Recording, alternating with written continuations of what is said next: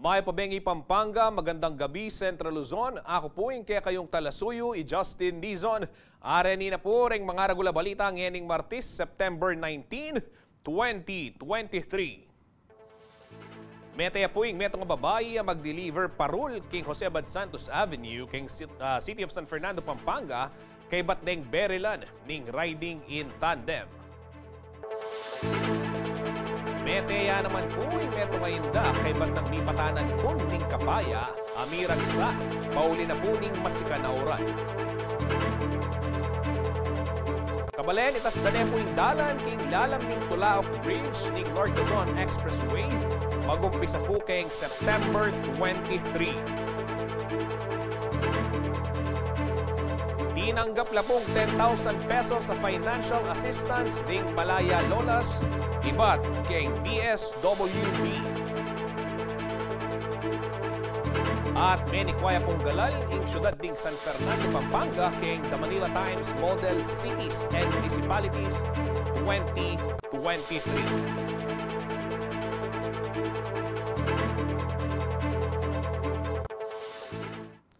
Kabalen, kalupa na po ning binggit ko, nandin, itas dane po ining dalan, king lalam na po ning Tulaok Bridge, king North Luzon Expressway, mag-umpisa po kayong September 23. Iti po bang midinang solusyon, ita pong problema, o itang pamanalbog, patse po masikaning uran. Bang pong pisabihan ning balitang yan, kaya betaya po king kaya katamang programa, Sir Robin Ignacio, ing chief na po ning NLEX Traffic Management Office. Magandang gabi po, Sir Robin. Welcome po sa ating programang Balen at Balita.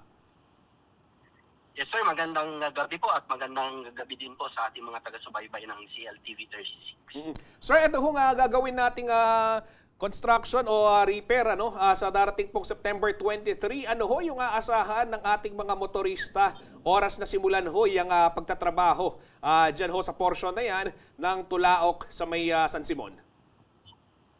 Opo, ito nga po yung portion na binaha po noong bandang July po. So, uumpisa na po natin yung pag-raise natin ng pavement nung around 200 meters po yung sa ilalim ng Tulaok Bridge. At uumpisahan po natin yung pa-northbound direction. Ang ginawa po natin ay 2 lanes lang po muna yung gagawin. Meron po tayong 3 lanes na available dun po. So 2 lanes lang muna po yung gagawin natin. At yung northbound direction po natin ay may maiiwan pong bukas na 1 lane. Mag-create din po tayo ng isang counterflow lane sa southbound para 2 lanes po yung available pa rin po pa northbound natin. At may iwanan naman pong 2 lanes yung pa southbound po natin. Sir, ito ho nga sinasabing pagtataas ng pavement, ito ho ba ay paano ho yung mangyayari? Tatambakan ho ba ito? Yung buong 200 meters na binabanggit natin, sir, yung sa ilalim ho ng tulay ng Tulaok? Tama po, sir. Ito po ay itataas ng 0.7 meter po yung ating itataas dun sa area. At yun nga po, yung nagdaang bumaha po kasi dito, yung naitala po namin ay mga 0.68 meters. So, initially, itataas po natin to ng 0.7 meter para sa gayon ay kung meron pong kagaya nung pagbaha na naranasan natin nung nagdaang buwan ay masasabi po natin na hindi po aabutin po ng baha yun. Pagkatapos po nito, ano po, magkabilang direksyon po itong gagawin natin. Kung ano po yung methodology or yung implement po natin doon sa northbound, kagaya ng sinabi ko po kanina, uunahin po muna yung 2 lanes, pagkatapos yung isang lane naman po. And then pag natapos po tayo dito sa northbound, isusunod naman po yung southbound at ganun pa rin po yung gagawin. 2 lanes muna yung gagawin, tapos saka gagawin yung pangatlong lane. At by that time po, pag nakataas na po tayo ng 0.7 meter, ay inaasahan po natin na kung meron nga po tayong mararanasan ng pagbaha na kagaya nung nagdaang buwan, ay hindi na po ito aabutin po. Pero meron pa pong kasunod ito na kailangan po kasing itaas yung Tulaok Bridge po, yung nasa itaas ng another 1 meter po. At pag nagawa po ito, meron pa ulit tayong room na magtaas pa po ng additional na 0.3 meter po dito sa pavement naman dito sa gagawin natin ngayon. Pero Sir, ito po ay pagkatapos po na maitaas na po yung Tulaok Bridge. Actually, sir, para ho sa kaalaman ng ating mga manonood, yung mga biyahero, sa September 23 ho, saang porsyon doon sa northbound lane magsisimula ho yung construction at yung pagsasara nito hong 2 lane para at least mapaghandaan po ng mga bumabiyahe kung saan yung pagbigat ng daloy na trapiko dahil magkakaroon ng bottleneck gaya nga na nabanggit nyo, bagamat may zipper lane, syempre masasara ho yung dalawang lane. Saan ho sila pwedeng saan nila dapat i-expect itong itong build up? Opo, ang uunahin po dito ay yung innermost 2 lane po nung northbound direction. So meron pong maiiwanan yung outermost lane at mag-i-implement po tayo ng counterflow dito sa southbound ng isang lane, pa-northbound din po ito. So yun po, yung sa ating mga motorista, asahan na po nila na pagsapit po ng September 23 ay maaaring may pag-congest po dun sa area. So kung maaari po ay magbigay na po ng allowance yung ating mga motorista pag sila po ay mag-travel. Bagamat nakapag-identify din naman po tayo ng rerouting, rerouting po para kung talagang congested po yung Tulaok, San Simon area, pwede po silang temporarily mag-exit po dito sa may Pulilan, and then tuloy-tuloy po magpa-MacArthur po sila, and then pwede po silang mag-re-entry na po ng either San Simon po or San Fernando. Ganun din po yung kung pa-southbound po sila at dahil nga po kukunin natin yung isang lane pang counterflow po, dagdag doon sa 1 lane na natitira sa northbound, pwede rin po nilang gamitin yung rerouting na yun as early as San Fernando, pwede na po silang mag-exit and then re-entry po ng Pulilan. O di kaya San Simon po, then re-entry po ng Pulilan. Meron din pong iba pa pong rerouting, medyo mas malayo nga lang at pang class 1 lang po itong mga sasakyan. Yun pong pwede po nilang kunin yung San Simon, tutuntunin po nila yung Pabaliwag at pwede po silang mag-re-entry anywhere ng entry na naman po dito sa expressway. Sir, ito hong binabanggit ninyo na 0.7 na meters na pagtataas na gagawin. Ito ho ay ika nga pauna pa lang dahil gaya ho ng binanggit ninyo, magkakaroon din ng pagtataas ng tulay. Ito naman proyekto ng DPWH. Meron na ho bang coordination at base ho sa pag-uusap, kailan ho kaya maitataas naman yung tulay ng Tulaok, batay na rin ho sa pakikipag-ugnayan din nyo sa DPWH, sir? Opo, bagamat meron na po kaming ugnayan or pag-uusap po with DPWH, wala pa pong nakaset na definite date po doon sa pagtataas ng tulay. So, mauna po talaga yung gagawin nating 0.7 meters muna na pagtataas ng pavement dito sa ilalim ng tulay. Yun nga lang po, ang mangyari po, ang maiwanan na lang po ng clearance height natin between yung pavement at saka yung tulay ay 4.5 meters na lang po ito, bagamat ito ay magandang clearance pa rin po base po dun sa inaalaw natin pumasok sa NLEX na maximum height po ng mga trucks or yung mga trucks na may load na hanggang 4.27 meters lang po yung inaalaw natin para po hindi bumangga or hindi sumabit po dun sa Tulaok Bridge. Opo, dun sa pagkakatanda ho natin, sir, yung naging taas kasi nung tubig dyan o yung baha, nasa 35 to 50 centimeters nung kasagsagan ng habagat. So ito hong gagawin. Sa nakikita ho ninyo, sasapat na ho itong 0.7, sir? Opo, actually po yung pinakamataas na naitala po namin yung level ng tubig ay, kung di ako nagkakamali, 0.68 meters po. So, sabi natin, kung yun po yung level ng tubig, yung 0.7 meters ay sasapat na po pansamantala. Pero dahil nga po, yun na, nabanggit na rin doon ng ating presidente na talagang dala na po ito ng climate change. So, maaring in the future, baka may mas matindi pa pong pagbaha. So, kailangan po talaga yung additional 0.3 meter na itataas po natin doon sa pavement. Pagkatapos naman po na maitaas po yung Tulaok Bridge. Sir Robin, alam naman natin, kailangan ho itong proyektong ito. Dahil ayaw nating maranasan na yung nangyari ho nung kasagsagan, itong malalakas na pag-uulan. Pero ito ho, bare months na at nalalapit na yung holiday rush. Gaano naman ho kaya katagal yung magiging duration ho ng programa at paano ho ninyo nakikita yung impact nito dun sa traffic flow sa lugar para at least alam ho ng ating mga kababayan? Opo, ang initial po na tinitingnan natin ay talagang target po natin matapos po ito before the year ends po. Pero tinitingnan na rin po ng aming contractor yung ginagawa together with our engineers na kung mas mapabilis pa po natin yung paggawa para po yung inaasahan naman natin pagtaas ng volume nitong holiday season ay hindi na po matapat or matapos na po yung gawaan doon at available na po lahat yung ating lanes doon sa San Simon area na yan. So, ito ibig sabihin, sir, siguro pwede nating sabihin, gaya ng binabanggitin nyo, before the year ends, ibig sabihin malaki yung tsansa na aabutin. Huwag naman ho sana, pero ano ho yung mga measures pa na gagawin ng NLEX in terms of manpower deployment at paano ho ninyo pinaghahandaan yung epekto nito doon sa traffic situation para sa gayon hindi naman ganun kalaki yung maging aberya ho ng pagbabiyahe o sa pagbabiyahe ng ating mga kabalan at karehiyon po, sir? Opo.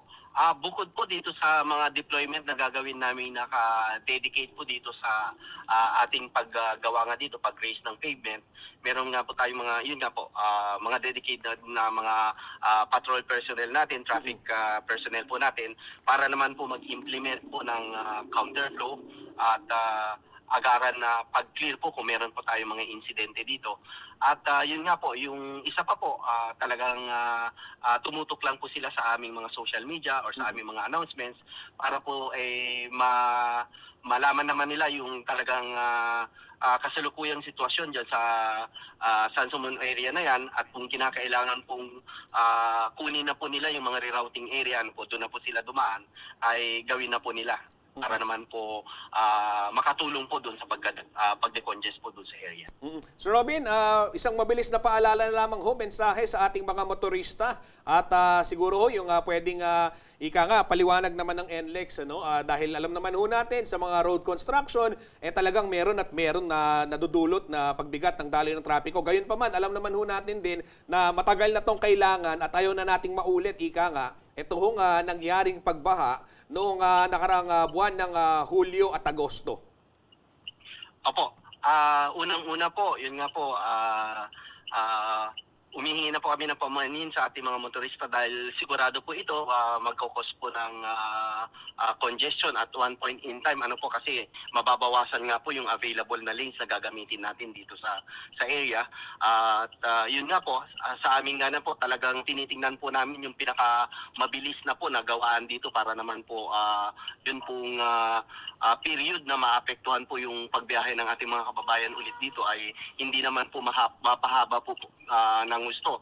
At tiyak naman po, yun po, pag natapos ito, sigurado makakaranas po tayo ng mas ginhawang pagdaan po dito sa area. So, tumutok lang po sila dito sa aming mga announcements, maging doon sa aming mga social media, sa aming Twitter, at NLEX Expressways or dun sa Facebook page po namin na NLEX Corporation at maging dito sa mga announcement na gagawin po namin through sa mga media na rin pong kagaya po ninyo, sir.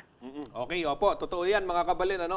In fairness ho, dito sa social media pages ng NLEX, talagang updated ho sila dun sa mga minu-minuto o oras-oras na pag-update kaugnay ho ng sitwasyon ng trapiko. Maraming salamat po, Sir Robin, sa inyong oras at mag-aabang po kami ng iba pang mga anunsyo upang sa gayon ay makatulong din kami sa pagbibigay impormasyon sa ating mga kababayan hinggil dyan sa proyektong yan.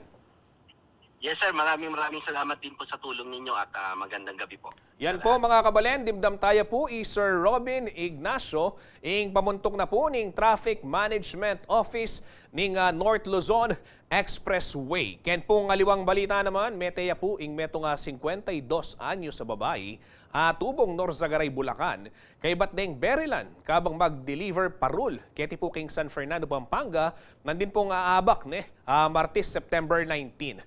Base po kayong initial report ng San Fernando Police, bababa no ring biktima ring parol. Iba't king kayang saken, king salilungan. Ita pong pipagtindan parol king Barangay San Juan, dane na po ning Jose Abad Santos Avenue.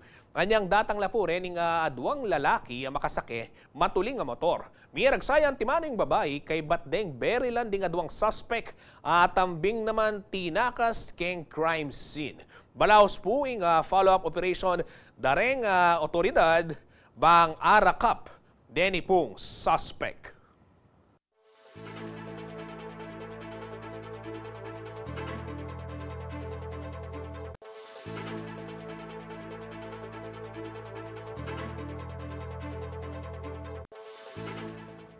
Kabalen, ako po mama ko, magbalik ya ing balen at balita.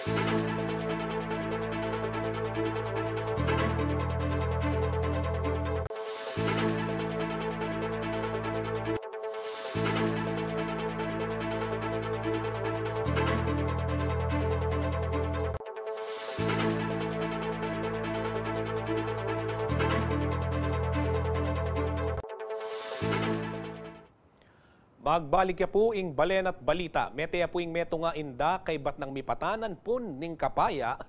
Miragsa po pauli ning masikanauran. Milyari po ing insidente king Barangay de la Paz Norte, syudad ning San Fernando, Pampanga, anya pong September 17. Idake na po kay katamong Paulo G. Santos ing detalye ning balitang yan.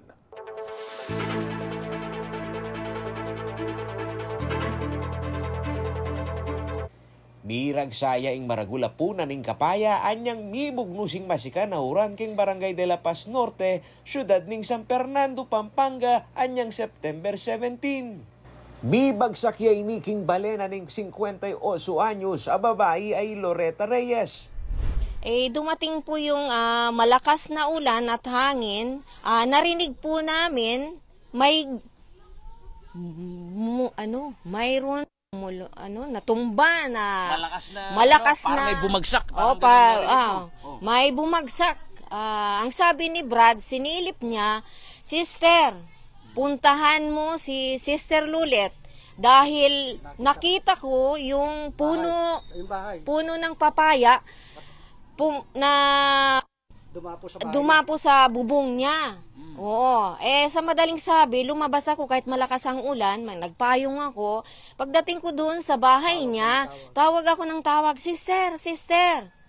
Walang sumasagot. Narinig ko ngayon yung electric pan, yung hindi na umiikot, tumutunog.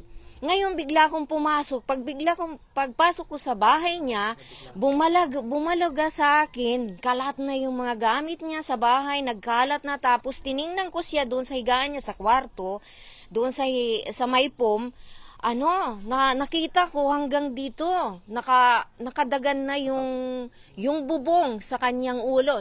Kanu kararagling may rescue Reyes uling mabaya iya masyado ing mitwag apun ameging sangkaning kayang pangamate.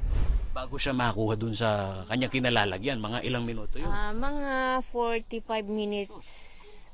Oo, kasi matagal Tagal po Kasi dahil nga sa sobrang bigat, ilang tao ang nagbuhat Nanggalang kay kabalan? Isa, parin dyan Dalawa. Adwang palad. Kananing adwang palad. Makantaya po karagul. Ganun ho kalaki. At mas malaki pa. Yung dulon-dulon nun. Ayun. Dito ho sa pwestong ito mga kaibigan, kung sabihin na rin kay katamon talatugi, Paulo G, agyumeng yalsayan. Kaya mo bang buhatin yan, Paulo G? Hindi ko ho kayang buhatin mga kaibigan. Kahit dalawa pa kami ni parin dyan, mahihirapan. Agpangking anak ng Reyes ay Reselina Martin, malwat dane kanung buring pututan ning pun. Dapot bisa ing kayang inda, uling pakinabangan de pay ni. Halos matagal na po yan So, kanong pong dito talagang sabi ni mama, wag daw paputol kasi daw po maraming siyang bunga. Masarap daw yung bunga niya. Hindi po namin pinapaputol. Samantala, tutong masikan kanu ingangin adaralana ning thunderstorm ngeni agpangkang Manny Esguera, ing senior weather forecaster ning Pag-asa Clark.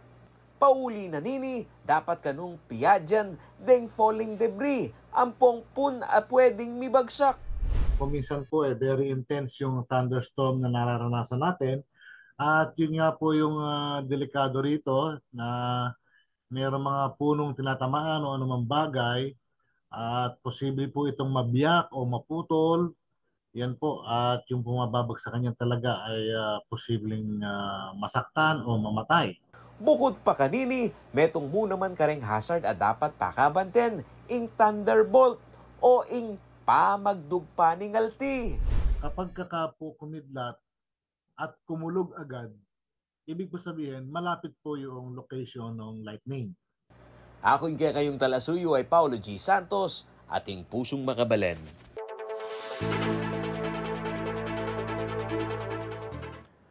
Kingaliwa naman pong balita, tinanggap lang 10,000 pesos sa financial assistance ding Malaya Lolas iba't king Department of Social Welfare and Development anya pong September 18. Dapat balaos da kanong panayan in compensation ang makatuki kayong maging ruling na po ning United Nations Convention on the Elimination of All Forms of Discrimination Against Women. Idake na pong Liana Canilaw ing detalye ning balitang yan.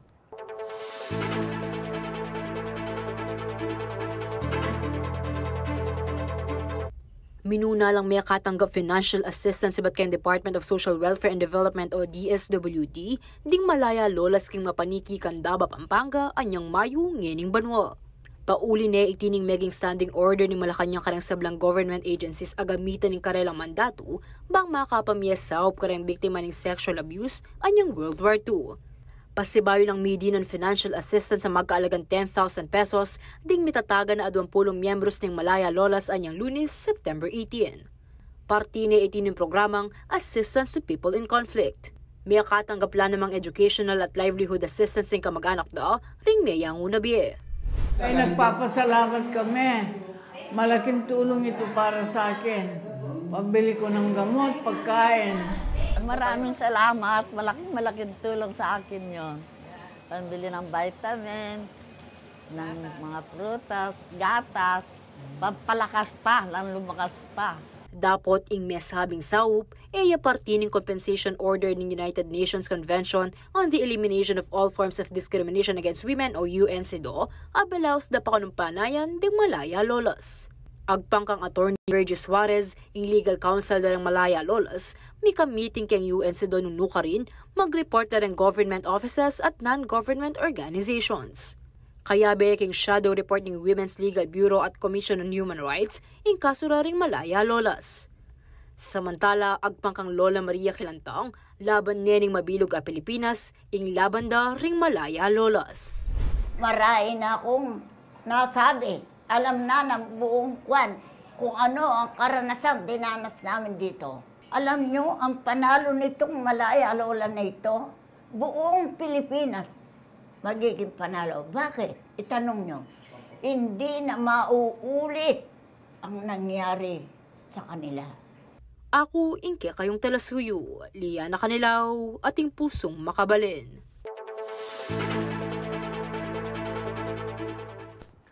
Kingaliwa naman pong balita, pesik na nga ning Bacolor LGU ing pamagbante king Megadike Access Road. Mibili la naman kanong sulu ampong CCTV camera bang arakap kanu reng masya sa buntok amanog seng basura. Mamalita po EJM De Jesus.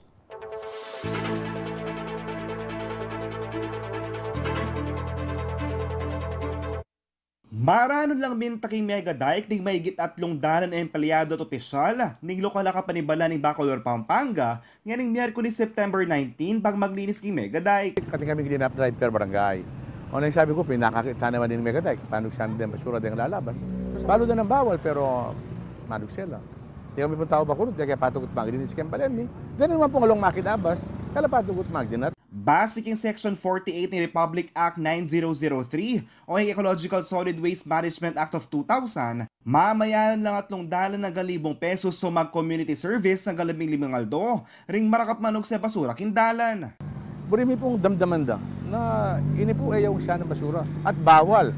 Yung munang punto ko kaya muna ipakita mo yung kalinisan, kadwain ko konsensyang ko lang manog sa basura. Sana makonsensya na ko man. Yung basura yung po ayaw siya nung nuka rin. Paano tayo natin sa environment, bandi tayo nga ng mundo, bandi tayo nga ng yato, kaya katla mo yan po ini, kaya tayo po dirinatan. So pag sabi ko pumayap kartang manog siya, yun na po, pasibaywan. Kung po atang mayarap kayo po, sasabihan ko kaya kayo, ating kayong kaukulang parusa. Bukod kin pa maglinis sa sadyada na kanundinan suluan pong CCTV camera in Megadike Access Road. Soon, yung CCTV po, siyempre atin ken, kasi it is our funding kaya local government unit. Yung naman pong solar light, may sabi na kaya po ni Pelco Manager, Kabaskil, at sabi na po ng mga kanyang idina nini, may sopan kaya po. Gaman tapo ita kaya madalagwang panahon. I instructed the police officer, the chief of police. Sabi ko po yung monitor na niya CCTV kami tamot yung karelang, what do you call that, substation, kaya taking Megadike. At kailangan nating marakap. Sinabi ko po kaya, malamba ng panahon, nalako ang ararakap. Kanya kailangan po ating marakap. At kailangan talagang bidinin lang kampatang parusa. Yako po yung kaya kayong talasuyo, JN De Jesus, ating pusong makabalen.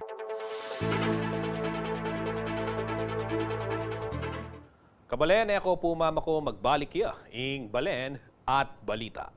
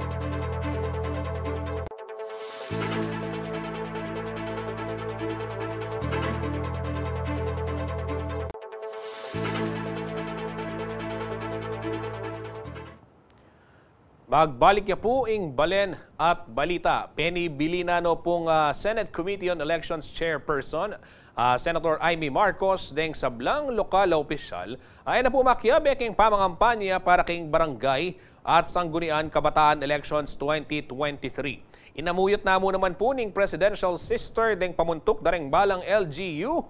Pagsadya ning peace and order situation, lakwas makadikit siya po king down ini pong eleksyon. Ayun po yung report.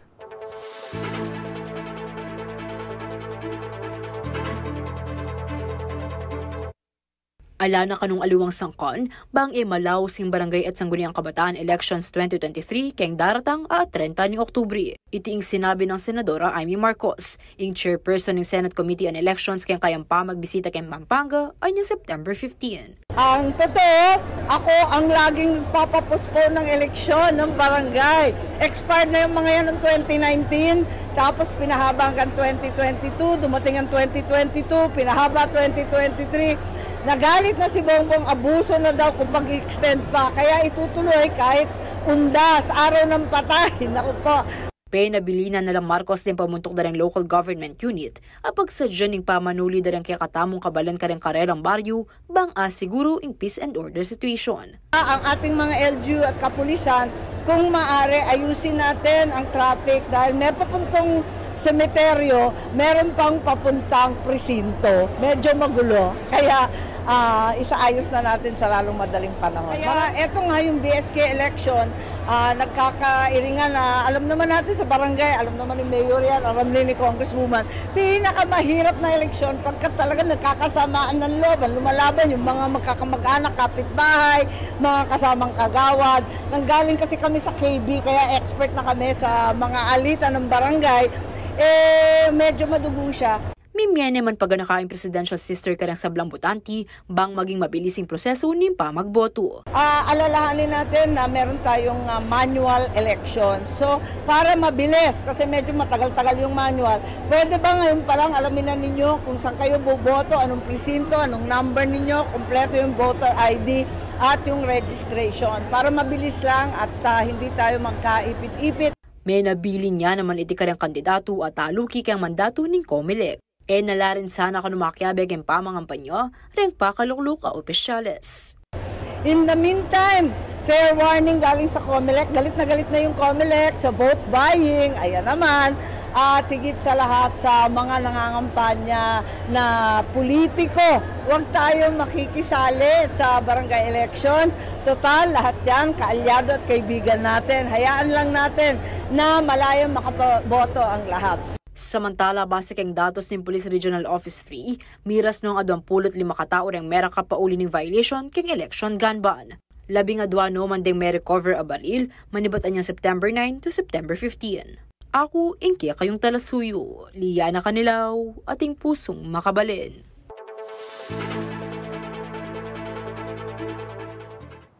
Kaya nga liwa pong balita, may nikwayang galal ing syudad daning San Fernando, Pampanga, king kapat the Manila Times Philippine Model Cities and Municipalities Contest. Kilalaya naman po ning organisasyon, deni pong best practices ning syudad, karing kategoryang Infra Innovator, Tourism and Culture Hub, ang popong Tech Territory. Mamalitaya po, Paulo G. Santos.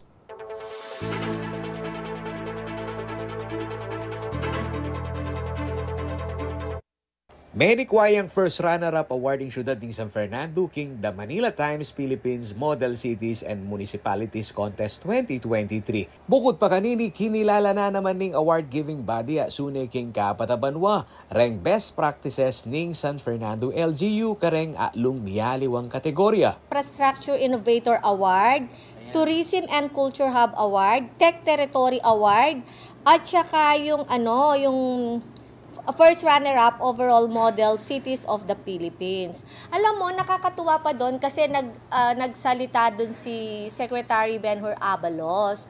So yung dinidiscuss niya na digitalization, ginagawa na natin. So inuumpisahan na natin. So yun, na-proud naman siya, natuwa siya dahil naka-align tayo doon sa gusto niyang mangyari.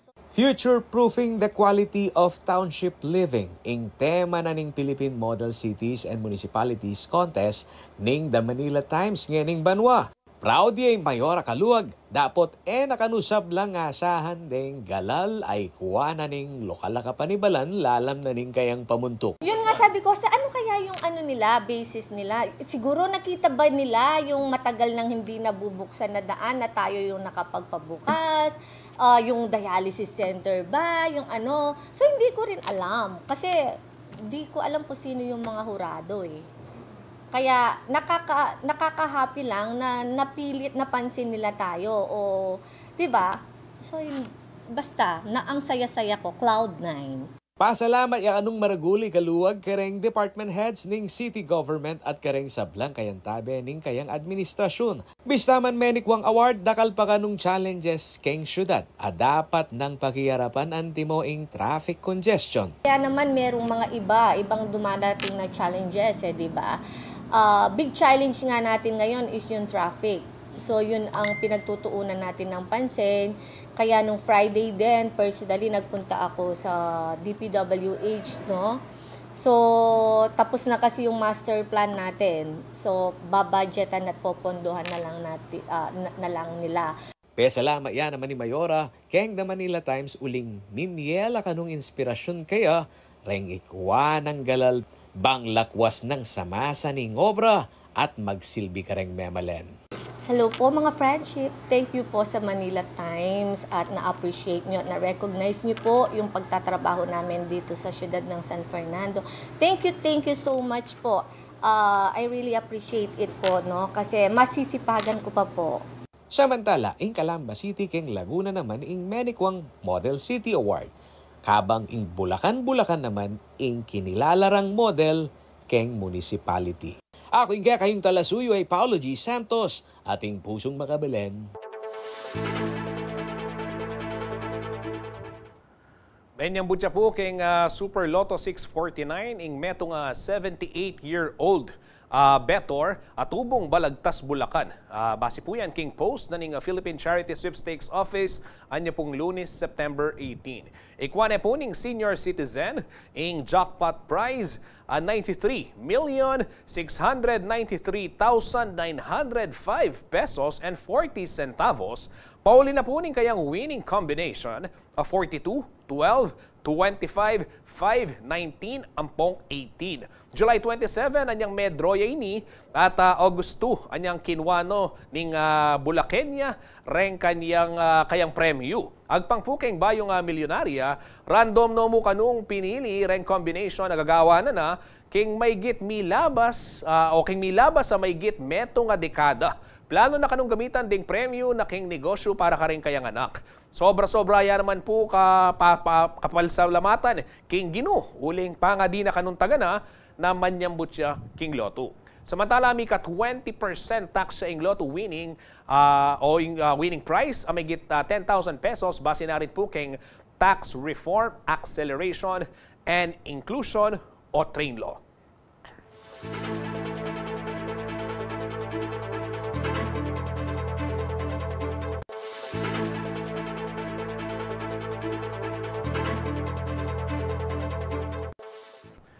Dakal pa po balita, king kekaming pamagbalik.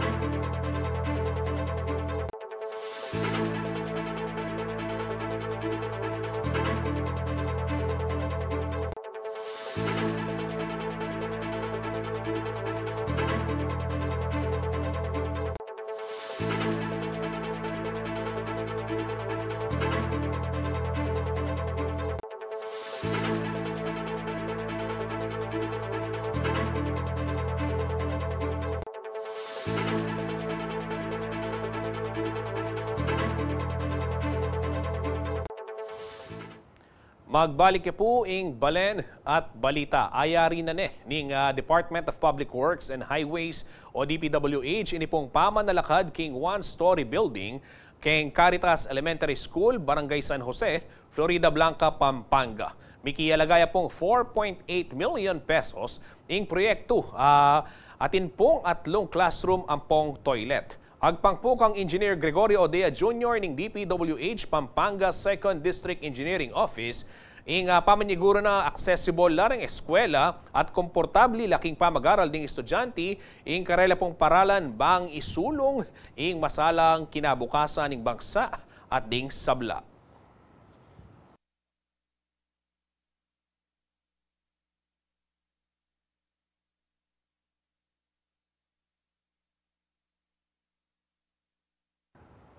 Kaya ngalawa naman pong balita, kasado na po ing peka por merong Siglalakas Music Blast o Siglakas Music Blast 2023 kay Olongapo City ken pong daratang nga September 23. Metong ya po iting concert for ako sa inorganisa na po ning Zip Media Entertainment Production. Nasaan na po ning aktibidad na makasaw keng medikasyon daring dialysis patients keng Olongapo. Apulo ya pong oras ing maging aktibidad mag-umpisang alas 10 ning abak hanggang alas 9 ning bengi nung nukarin miyaliwala pong banda reng tigtig kada oras. Atin mo naman pong si katabanda para king tugtigtigan pangaras ning bengi. Marapat po iti king SMX Olongapo City Convention Center. Dapat po party lang siya ng CSR eh. Kaya lang po it comes up na pinapatawag po kami ng mga LGU governor actually. Like dito po sa Nueva Vizcaya para po mag-produce din po ng Siglakas Music Blast sa kanila. Nakita po kasi nila yung ganda po ng advokasya nito. So, yun po, iniimbitahan po nila tayo para magkaroon ng festival at magkaroon din ng impart. Hindi, kasi yung usual na festival is yung Fiesta Kasiyahan. Ito po kasi is Fiesta Kasiyahan na may awareness po. Okay. Ayun po. So, part po ng program po natin na ma-impart po sa kanila kung ano po ba yung kidney disease ngayon na in every Filipino po, 5 in every 20 Filipino po ang may kidney disease po or illness po. At as early as doon po sa beneficiary natin, meron po tayong 10 years old na nagda-dialysis. So, nakapili na kayo? May mga... Yes po. Meron na po yung mga pedya po natin, yung 10, 14, and 16 years old po natin na nangangailangan po talaga, ang laki pa po ng mga pangarap ng mga batang ito at nakakatuwa po doon sa profile nila na kahit po nagda-dialysis sila, napapatuloy po sila sa eskwelahan. Patuloy na nangangarap. Kaya po yung pinapanawagan ko po yung ticket po na bibilhin nila, hindi lang po sila mag-e-enjoy at makakakuha ng awareness doon sa program natin because malaki po yung magiging import nila. Yung isang meal po natin na nasa...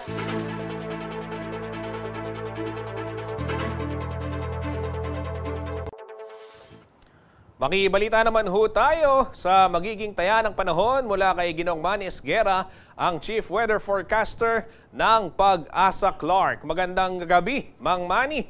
Kumusta ho ang pagbabantay ng inyong tanggapan dito sa magiging taya ho ng ating panahon sa mga darating na araw? Okay po, magandang gabi rin po sa ito mga tagapanood at tagapakinig. Intertropical convergence zone po nakaka-apekto ngayon, lalong-lalo na po dito sa may mga isang parte ng ating bansa, ang Mindanao. Kaya po ang lugar ng Zamboanga Peninsula, BARMM, Soc-Sargen, Davao Oriental at Davao Occidental ay maula po ang papawirin na may mga kalat-kalat ng mga pagulan at pagkulog-pagkidlat, dulot nga po ng ITCZ o Intertropical Convergence Zone. Samantala po, Metro Manila, talalabing bahagi pa ng bansa, kasama na po dito ang Pampanga, ay magiging bahagya lamang ang nasa kuminsan ay magiging maulat din po ang papawirin sa bandang hapon ng gabi at posible lamang po tayo makaranas ng mga pulo-pulong mga pagulan at pagkulog-pagkidlat. Dulot din po ito ng ITCZ at ng localized thunderstorm. Sa ngayon po, ito lamang naman po ang weather system na binabantayan ng Pag-asa.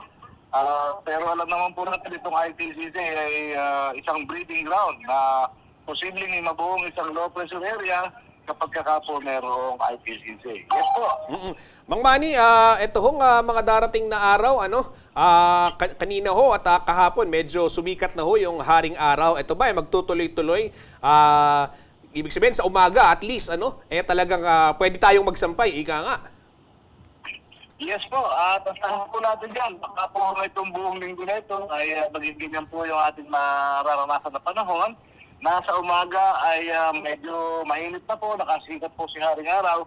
Pero sa bandang hapon po gabi ay maging alerto po tayo dahil posible pong makaranas nga ng pulo-pulong mga pagulan at pagkulog-pagkidlat.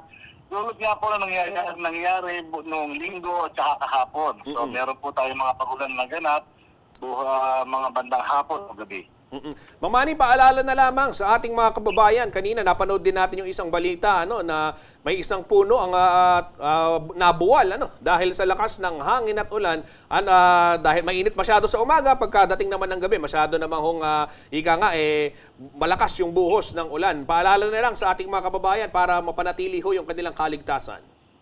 Okay po, yung pong nangyayari, nalabuan naman puno, papaya pa po yung puno, ay malaki po pala yung sanga ng papaya, kaya yung babae po ay nadaganan at medyo nawalan po ata ng buhay.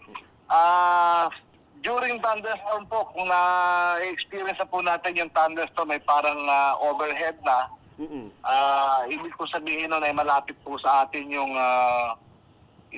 thunderstorm na posibleng anytime may mag-strike at baka tayo tamaan. So mag-stay na lamang po sa loob ng bahay o sa isang shelter na magiging safe po tayo. Dahil ang thunderstorm po ay kaakibat yan ay malakas na hangin, malakas na ulan. Kung minsan ay meron pong nagaganap na ipo-ipo at pag-ulan ng yelo. So yung pong apat na yan ay kaakibat ng isang thunderstorm, kaya pinag-iingat po natin mga kababayan, although wala po tayong bagyo, wala po tayong LTA, wala rin po tayong habagat sa ngayon, ay mag-iingat pa rin po dahil sa bandang hapon o gabi ay posible pong magkaroon ng thunderstorm. Okay, maraming salamat po, Ginoong Manny Esguera, ang Chief Weather Forecaster ng Pag-asa Clark. Mag-ingat po kayo, Mang Manny. Salamat po at magandang gabi. Yan ho, mga kabalen, napin po yan ng weather report ng Sir Manny Esguera, yung Chief Weather Forecaster na po ng Pag-asa Clark. Bimingat pa rin po, uling talagang unpredictable yung kakatamong panahon. At bayo ta po mapupos kay kakatamong programa, kabalen, 88 days na mo po, Giant Lantern Festival na!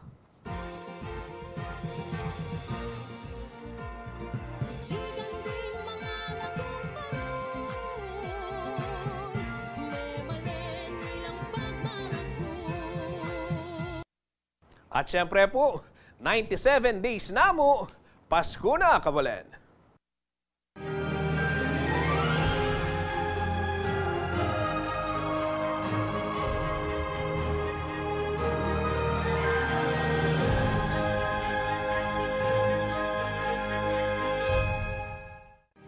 Hapin po rin ng mga ragula balitang kinalap ng CLTV 36 News Team. At para po karangalawa pang updates, like and follow yun lamang rin kaya katamang social media pages king Facebook at CLTV 36 Official and at CLTV 36 News. King Twitter naman at CLTV 36. King Instagram at TikTok at CLTV 36 Official. Pati po yung kaya katamang YouTube channel. Malyarialan pong ILBN nationwide ng programa ng CLTV 36 via Signal Channel 115 at kaya naman pong Central Luzon, karing kaya katamang 39 cable partners. At nung bisa ko pong mamasa naman, yalawang articles, akityo po rin, kaya katamang website, www.cltv36.tv. Kingilag yun na po ning mabilog, CLTV 36 News and Current Affairs. Ako po, kaya kayong talasuyo, Justin Dizon, ating pusong makabalen.